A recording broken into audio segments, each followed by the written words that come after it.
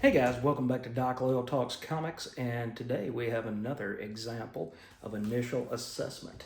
This time it is Phantom of the Opera Universal Monsters, written by Tyler Boss with artwork by Martin Simmons. This is another one of the Universal Monsters miniseries that have come out from Image over the past couple years, and this book is absolutely great. You get this almost painted Bill Sienkiewicz style artwork that it really just excites.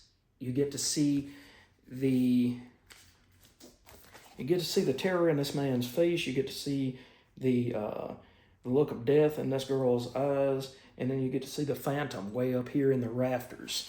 And nobody really knows where the phantom came from, what his observations and motivations are.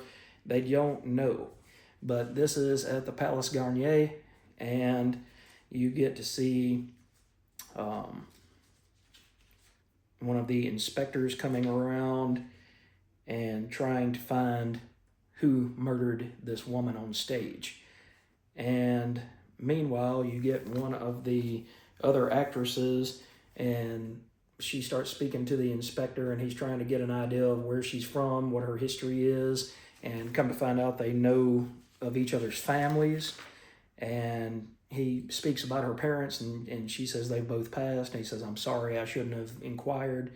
And she said, "No, it's quite all right. We lost Papa to the war and my mom around the time that the sickness came."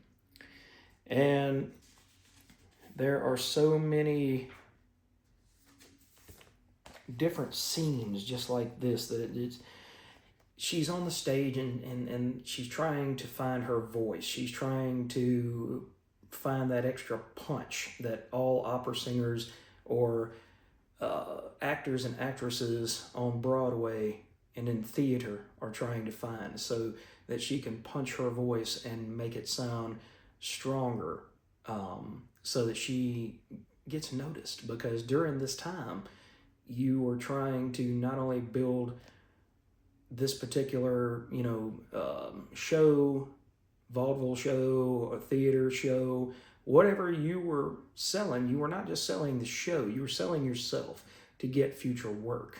And so she's trying to find her perfect voice where she can sell herself as that era's Adele, Celine Dion, whatever you might want to, accentuate that as in that particular time frame. Meanwhile,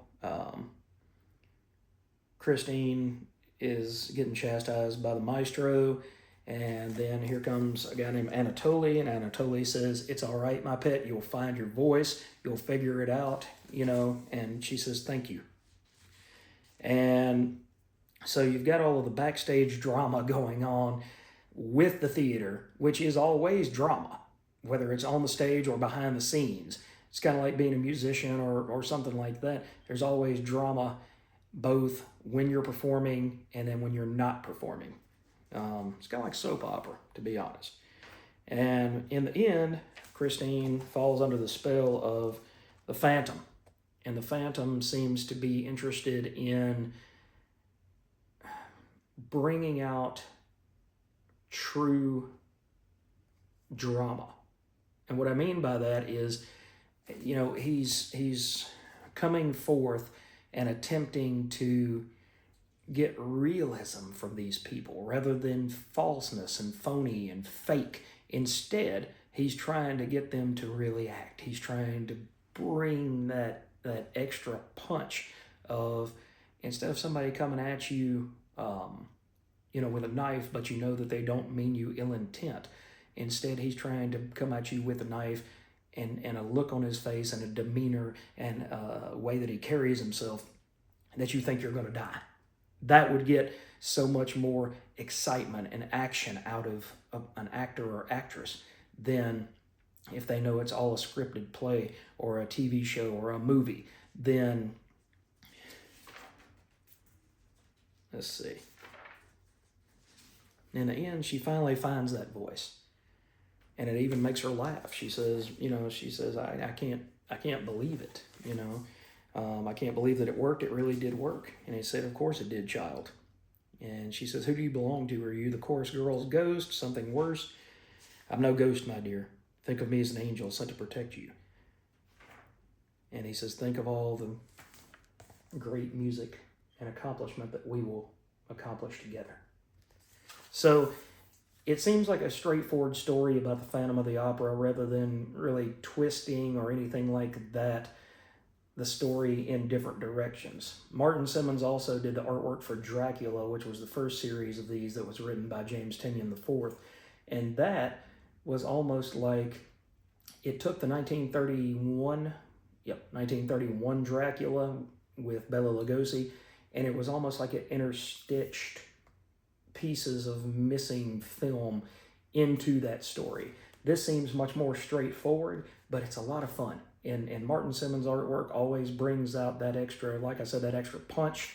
So next to having Bill Sienkiewicz or Klaus Janson or somebody like that illustrate this book, this was absolutely fabulous. So if you guys are interested in the Universal Monsters at all, you should definitely check this book out. That is it for this initial assessment. I hope you've enjoyed it, and I will catch you guys in the next video. Thanks for watching.